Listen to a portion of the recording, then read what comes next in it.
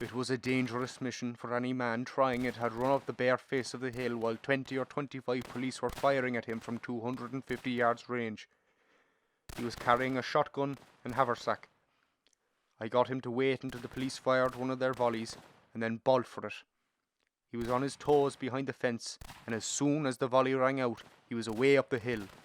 The police fire lifted immediately as they tried to get him going up the hill, and I held my breath.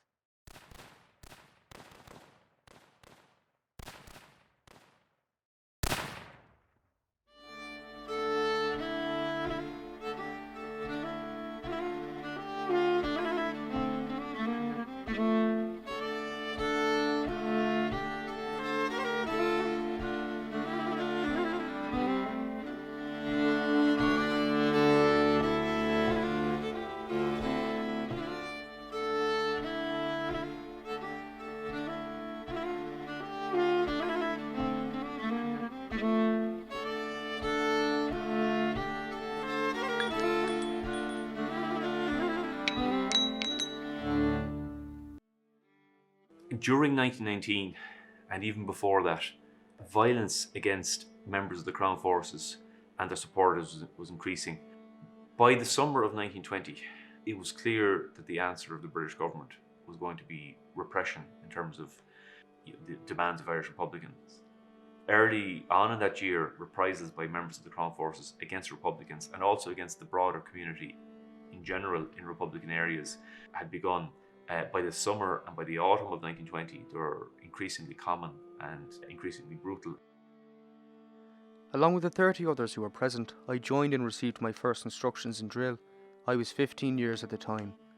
As the AOH-IAA was proclaimed in 1916, there was no further volunteer activity until 1917, when PJ McDonnell revived the Lannan Company again, and, if I remember rightly, he organised and got other companies going in adjacent areas. These were later grouped together and formed into a battalion of the Galway Brigade, with PJ McDonnell as Battalion OC. In the autumn of 1920, Dick Mulcahy, who was the Chief of Staff of the IRA, was approached by PJ McDonnell, a prominent local IRA officer. He was asked, essentially, to get rid of this unwieldy county-based brigade structure. Connemara was divided into the East and West Connemara Brigade areas. McDonnell became the officer commanding. He became the commandant of the West Connemara Brigade. My father used to talk a lot about the War of Independence and did you know your grandfather was in it, but I didn't understand the significance or what that meant, but I was aware that he was involved and I'd seen pictures of him with medals. So I just, he fought in the war. He fought for the 4th Western Division IRA in Galway, and he was involved in quite a few ambushes and quite a few serious incidents and skirmishes with the Black and Tans, and he was the chief marksman of his brigade, and I believe from some of the records it's clear that he was quite a dead shot. When you were with him, he was never one for big stories or big talking, but he was always so immaculately dressed. He always had a shirt and tie on. You always felt the certain strength and kind of an aura from him, that there was a calmness about him, and you could tell by him he really enjoyed being around his grandchildren, which we were, and his wider family. I always felt, certainly as I got older and before he died, that he had a real sense of place and a love of community. Well, Colm O'Geara was my granduncle. He was my mother's uncle, and my mother talked about him a lot at the time and talked about the War of Independence, and especially the Flying Column. She could reel off the names of most of the people in the Flying Column when we were children. She would name PJ McDonnell, who led the Flying Column, and Jack Feehan and King and George Staunton and the rest. Even on her deathbed, she told us about Pádraig Pearse coming to Rossmuck, and how Colm O'Geara got to know him and visited him quite a bit in the cottage there in Rossmuck. So Colm was appointed as an organiser in Connaught, and of course he was part of the IRA reorganisation and so on and so forth. And then he was OC in that area of Rossmuck. He was captured in Mayo, brought to Dublin and sentenced to 15 years in English jail. And he knew the people over there. He knew De Valera in jail and so on, you know. So it connected me very clearly with Irish history, which meant then that I could follow up and do a little bit of research on my own when I grew older. And it was a proud thing in the family, you know. Very proud of Colm O'Guire and the War of Independence and the Flying Column. The brutality that they wrought on villages and towns after every event or insurrection. Houses were being burnt on a regular basis. It was very, very likely that members of the families would be targeted. The fear they had of reprisals from the Baccantans and the ultimate knowledge that if they were captured, that was it, they would have been shot on the spot. I was made prisoner by the British military in a roundup which took place very shortly after the ambush at Mount Tyrone. I had come home for one night and was captured at home. They had difficulties recruiting policemen in Ireland, and they knew that they weren't going to be able to recruit enough policemen in Ireland to counteract a genuinely popular revolutionary movement in Sinn Féin and the IRA. So they began to recruit in Britain for the RIC. Because of a shortage of uniforms, these men were known as Black and Tans. Now, they would have been scattered all over the country to police barracks all over the country. Now, later a force called the Auxiliary Division of the RIC is sent in. They're of a much higher calibre in terms of fighting than the Black and Tans. They tend to be ex-British Army officers, for example. They're garrisoned together in units in areas where the IRA was strong. They're independent of any other forces, and they're allowed essentially get on with trying to crush the IRA using any method that they deem fit. The Black and Tans and the Auxies did an awful lot of damage to the reputation of the British government. There was an ambush at Screeb in 1921, and the following day retaliation happened and 5 houses were burned. And of course Colm O'Guire's house, which was just beside my mother's house, was burned to the ground. And the RIC and the Black and Tans came in, and she could recreate the scene where they came in. Where's your father? Where's your father? Where's your father? How terrifying it must have been for those guys, because they were essentially homeless. They lived in the hills. They were dependent on the goodwill of the Irish citizens, who also took serious risks in harbouring them or giving them shelter. Particularly, in essence, the brutality of the Black and Tans at the time, and how they reacted to, you know, the Irish Army, or the IRA as they were known at the time. And I think it would have been a very hard life for those guys at that time, all of it, because, you know, they would have been together 24/7 and living a very hard life, fighting a very difficult conflict. When the Clifton contingent and their escorts arrived at Annan on their return from the fight, they halted and went into the 2 public houses, one of which belonged to my sister, Mrs. D. Cuff. After a few drinks, they apparently got their courage back and decided to burn my house and workshops in the village. Also Mrs. Cuff's house, as she was my sister. They actually had the tins of petrol out of the lorries, but after a great deal of persuasion were prevented by their officer, District Inspector Golden, who had previously been stationed in the district as a sergeant and was friendly. When these men joined the Flying Column in 1921, for example, they would have known that it was very, very likely that members of their families would be targeted for reprisals in the event of being captured themselves. There was a strong likelihood of being shot, maybe in the immediate aftermath of battle. I was taken to Mom RIC barracks, where I was badly beaten. Shots were fired over my head. Pins were driven into my skin, and all sorts of threats used by the RIC to make me tell the whereabouts of my brother, John C.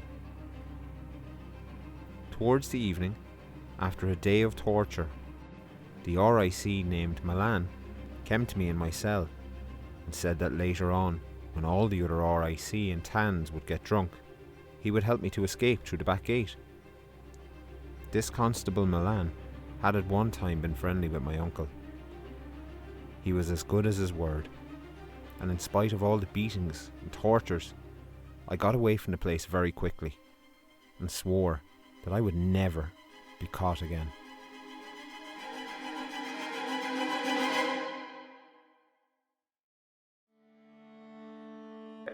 Attacks on the Crown Forces were often initially motivated by desires of revenge. This is something that we see in West Connemara.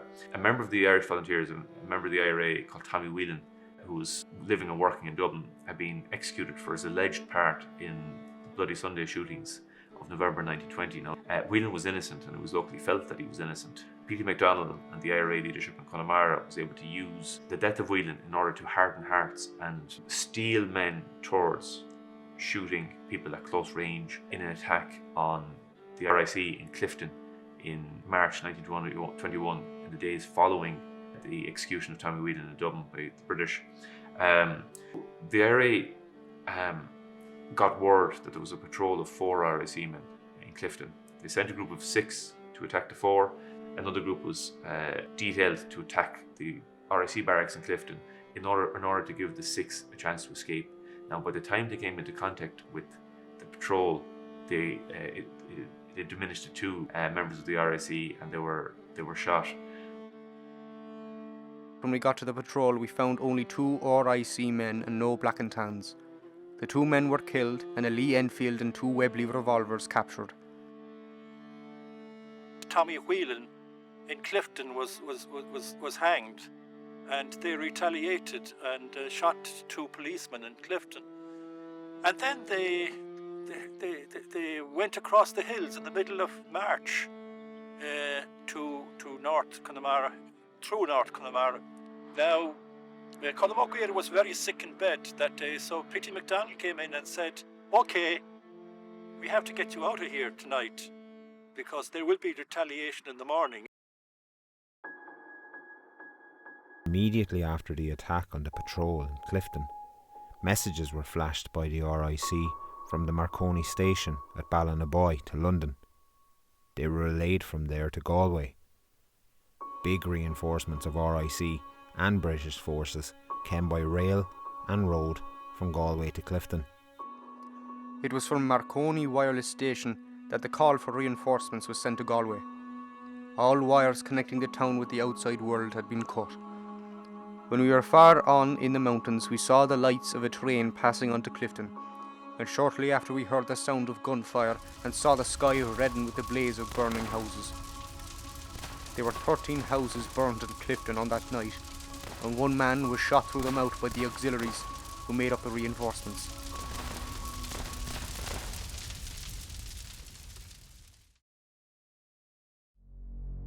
Over the course of St. Patrick's Night of 1921, there's massive reprisals in Clifton. A large number of houses and businesses are attacked and destroyed by members of the Crown Forces. We made our HQ at Padraig O'Malley's house in Mount Rowan. Firing positions were laid out around the house and on the cliff at the rear. In the event of an attack, we all knew where to take up our allotted positions. They knew that they'd been in the area long enough that the house was going to be raided by members of the Crown Forces. Rather than withdraw, they decided that this was likely going to be the only opportunity that they got for a while to come into contact with the Crown Forces. As day after day went by and nothing happened, we began to lose faith in the information and believe it was a rumour started to frighten us out of the district. I thought I was only a few minutes asleep when I felt someone shaking my shoulder. I opened an eye and saw Mick Conroy, the officer of the guard, beside the bed. I asked if anything was wrong, and he replied that there was a crowd of dark objects coming along the road from Mam. I had no difficulty in identifying the group as police. The arrangement was to let the police approach the house, and, at a given signal, fire was to be opened. But this was not to be.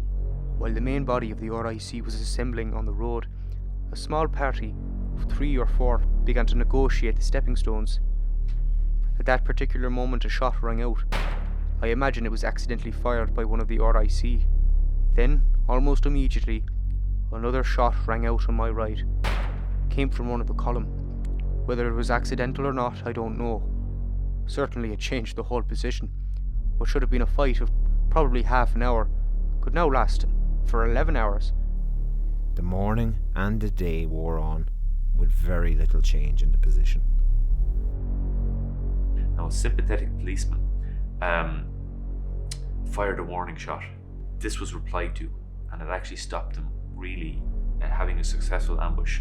There was maybe an 11 or 12-hour gun battle that was, that flickered in terms of intensity. Several attempts were made to outflank the RIC. Christy Breen himself was used to snipe suspected members of the RIC. Christy Breen, a rifleman, was in position. He saw a figure in black get out of the car, and due to visibility, and being 600, 700 yards away, he took him to be a policeman. He put his rifle to his shoulder and fired. His shot must have been very close, as his target dived into a ditch on the roadside.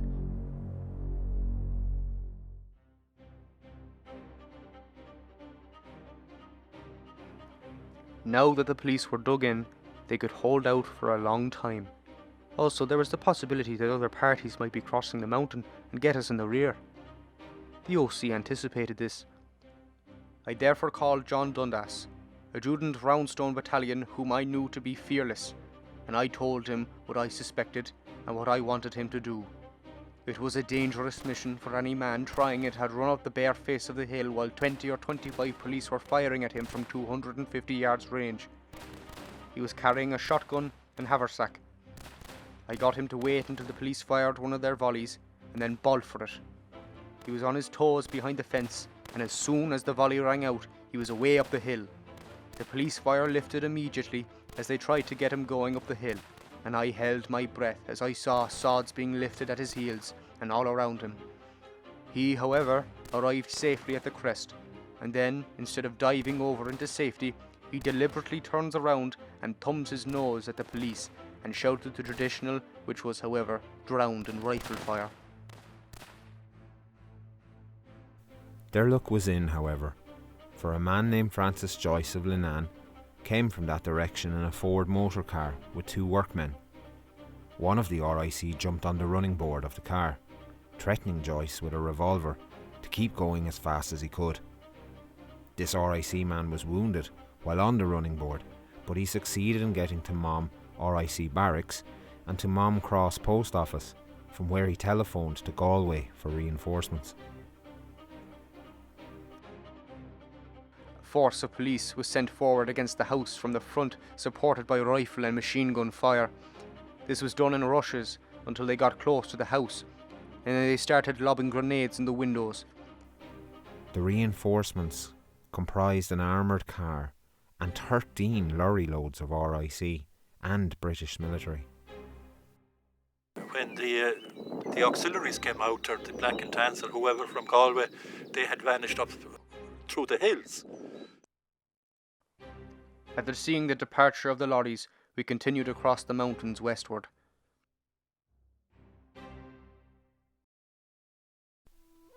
Some of my old comrades of the IRA are now gone to their reward. Some are in exile and scattered to the 4 winds of the world.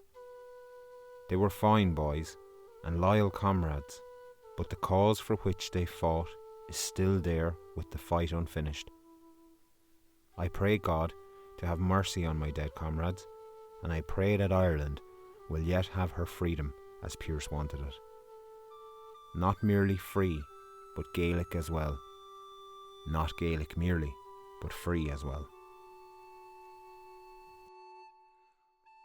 He never really spoke about it. It's kind of, you found all these things out afterwards. He didn't give a witness statement. He didn't take the pension that the state offered to all of the volunteers that fought. So you could say he wanted to depart it. He wanted to remove himself for it. He moved from Galway to Dublin. So I'm sure he carried really, quite deep scars from that, as I'm sure all the individuals did that were involved.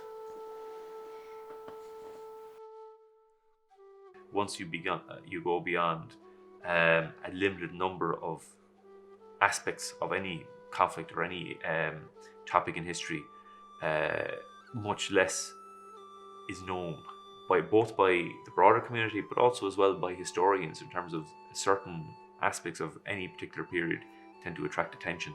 And that's the inevitable nature of history, that the military dimension always attracts attention. But over the last over the last 2 decades, much more has been written about other aspects of the War of Independence and the Civil War in the 1916 period. That's one of the benefits of centenaries. People have a tendency to focus on a particular aspect of history on the 100th anniversary, much more than they did on the 90th or the 80th anniversary.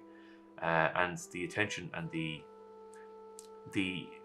work being carried out by local committees, by local historians, by academics, reaching out to local communities, often instigated by people from the ground up, is of benefit both to our collective understanding as historians and as people involved in history, but also as well as a society and a people. When my grandfather died in 1985, he was buried in Glasnevin Cemetery, and he was awarded a full gun salute from the Irish Army in recognition of his involvement and his efforts during the War of Independence. I remember them all standing behind the armies, and you could tell obviously by the way they were poised and their heads held high, it was an enormously proud moment for them.